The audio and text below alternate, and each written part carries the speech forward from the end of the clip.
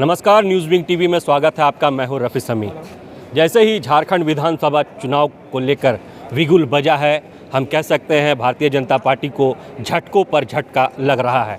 जी हां, एक तरफ आपने देखा कि जिस तरह से भारतीय जनता पार्टी की कोटे से मंत्री रही लुईस मरांडी, केदार हाजरा सहित कई कदावर नेता जो है भारतीय जनता पार्टी का दामन छोड़ करके अन्य पार्टी में शामिल हो गए, तो वहीं भारतीय जनता पार्टी के कई कदावर कार्यकर्ता, सक्रिय कार्यकर्ता भी जो है भारतीय जनता पार्टी से नाराज़ चल रहे हैं। और उन्हीं की फहरिस्त में से एक है संदीप वर्मा जी, जो लगातार भारतीय जनता पार्टी में हम कह सकते हैं कि पसीना बहाते नज़र आते थे ताकि पार्टी को मजबूती मिली, लेकिन आज वो पार्टी को छोड़ करके खुद पर्चा जो है खरीदने पहुँचे हैं। यूं ही पर्चा खरीद चुके हैं और पार्टी से काफ़ी नाराज़ लग रहे हैं। हम सीधे मुखातिब होंगे कि आखिर क्या परिस्थिति बनी कि आपने इतना बड़ा डिसीजन लिया। देखिए, भारतीय जनता पार्टी कहीं ना कहीं एक मजबूत पार्टी है, देश भर में पार्टी को लेकर के हम कह सकते हैं लोकप्रियता है, लेकिन आप इस बीच में पार्टी छोड़ करके पर्चा खुद खरीद रहे हैं। देखिए, जहाँ तक भारतीय जनता पार्टी का सवाल है, भारतीय जनता पार्टी विश्व की सबसे बड़ी पार्टी अपने कार्यकर्ताओं के दम पर, जिन कार्यकर्ताओं ने अपना खून पसीना बहाया और ऐसे कार्यकर्ताओं के दम पर जो है विश्व की सबसे बड़ी पार्टी बनी। और आज केंद्र में तीसरी बार आदरणीय प्रधानमंत्री श्री नरेंद्र मोदी जी जो है सरकार बनाने में कामयाब हुए। पिछले दिनों झारखंड में भी जो है यहाँ के जो निवासी हैं उनको काफ़ी अपेक्षाएं थी कि झारखंड में भारतीय जनता पार्टी जो है यहाँ के राज्य में सरकार बना करके और यहाँ जो डेवलपमेंट का काम जो केंद्र सरकार कर रही है, यहाँ प्रदेश में भी उस तरह से डेवलपमेंट का काम करेंगे। लेकिन जो सूची जब सामने आया तो कार्यकर्ताओं में काफ़ी निराशा हुई। सूची आने से पहले जो रायशुमारी की गई, कई लेवल पे सर्वे कराया गया, लेकिन उन सभी चीज़ों को नज़रअंदाज करते हुए कई ऐसे लोगों को टिकट दिया गया जो कि वो डिज़र्व नहीं करते थे। और जिन लोगों को हम लोग प्रदेश का और देश का नेता मानते थे, वो अपने परिवार का नेता बन करके सिमट करके रह गए।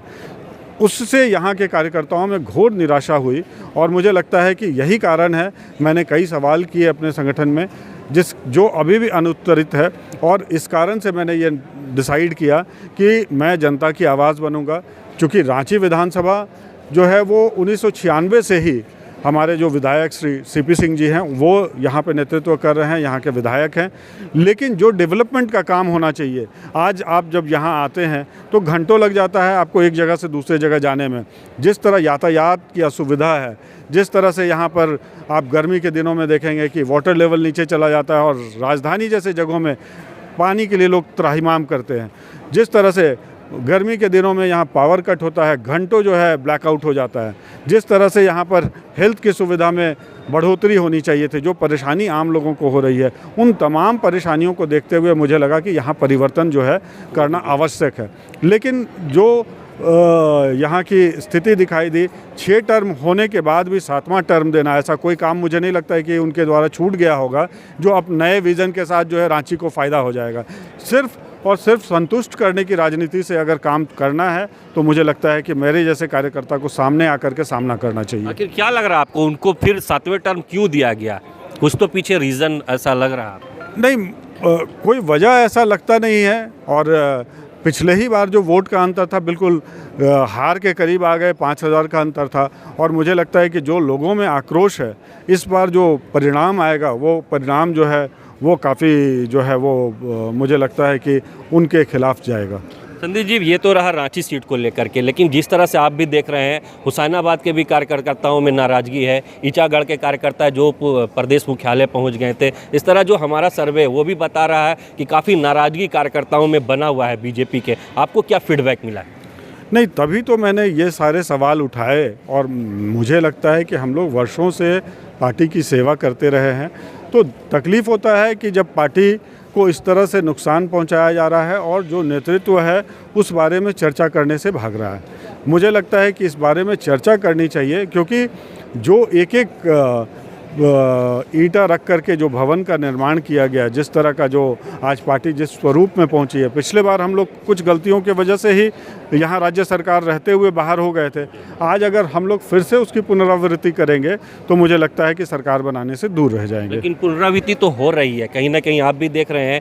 पहले जेएमएम पर आरोप लगाया जा रहा था परिवारवाद को लेकर के, आज कई ऐसी सीट है जिसमें पत्नी को लड़ाया जा रहा है, बहू को लड़ाया जा रहा है। तो कहीं ना कहीं जो पार्टी की आइडियोलॉजी थी बीजेपी की, जिसको लेकर के दमखम भरा जा रहा था, वो उस पर कहीं ना कहीं यहाँ प्रदेश नेतृत्व में कमी दिख रही है। देखिए, भारतीय जनता पार्टी निश्चित तौर पे आइडियोलॉजी वाली पार्टी है और यहाँ संवैधानिक तरीके से जो है पार्टी को चलाया जाता है, इसमें कोई दो राय नहीं है। कुछ गलतियाँ जो है स्टेट लीडरशिप से हो रही है और कुछ बातें जो सेंट्रल लीडरशिप को मालूम होनी चाहिए वो उन तक नहीं पहुँच पा रही है। इस कारण से पूरे प्रदेश के कार्यकर्ता में निराशा है और इसी कारण से जो है पिछले बार भी परिणाम जो है वो सकारात्मक नहीं था और मुझे लगता है कि अगर इसमें सुधार नहीं किया जाए तो अब भी परिणाम में जो है वो सकारात्मकता नहीं आ पाएगी। अंतिम प्रश्न रहेगा, चूँकि आपने पर्चा खरीद लिया है, क्या मुद्दा रहेगा जनता के बीच, क्या रोडमैप आपने तैयार किया है? देखिए, मैं हमेशा से जनता से जुड़ कर के काम करता रहा हूँ और जनता जो है वो चाहती है कि अब रांची में बदलाव ज़रूरी है। बदलाव सिर्फ नेतृत्व में नहीं, बदलाव विज़न में। वो विज़न जो है, जो आज के युवा, जो आज युवाओं को जिस तरह से आप देखिएगा, आज का समय जो है इतना फास्ट हो गया है और हम रुक जाते हैं अपने यातायात में।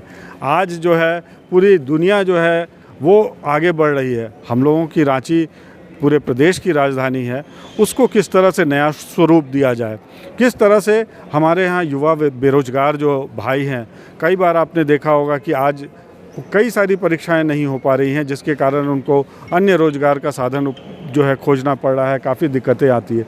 कई ऐसे विषय हैं जो कि रांची के युवा उससे हर दिन संघर्ष करते हैं और यहाँ की जनता के लिए एक आदर्श शहर का निर्माण कैसे हो, इसके लिए मुझे लगता है कि एक विजनरी व्यक्ति की ज़रूरत है और मुझे लगता है कि मैंने अपने को खुद उस रूप में प्रस्तुत करने का काम किया है। बहुत बहुत धन्यवाद। तो सुना आपने, ये थे हमारे साथ संदीप वर्मा जी, जिन्होंने भारतीय जनता पार्टी से इस्तीफ़ा दे करके खुद पर्चा आज जो है ख़रीदा है और साफ कहना है कि नए विज़न, नए सोच के साथ जनता के बीच जाएंगे। जनता अगर मौका देगी तो नए सोच और नए विज़न से पूरे रांची शहर को, रांची विधानसभा को डेवलप करने में हर संभव कोशिश करेंगे। रांची से न्यूज़विंग के लिए रफ़ी समी। डोंट वरी सर, घर आपको टाइम पर मिलेगा और ऐसा मिलेगा कि आपकी उंगलियां भी बरतेंगी। ये देखिए सर, A1 क्वालिटी का सीमेंट लगा रहा हूं मैं।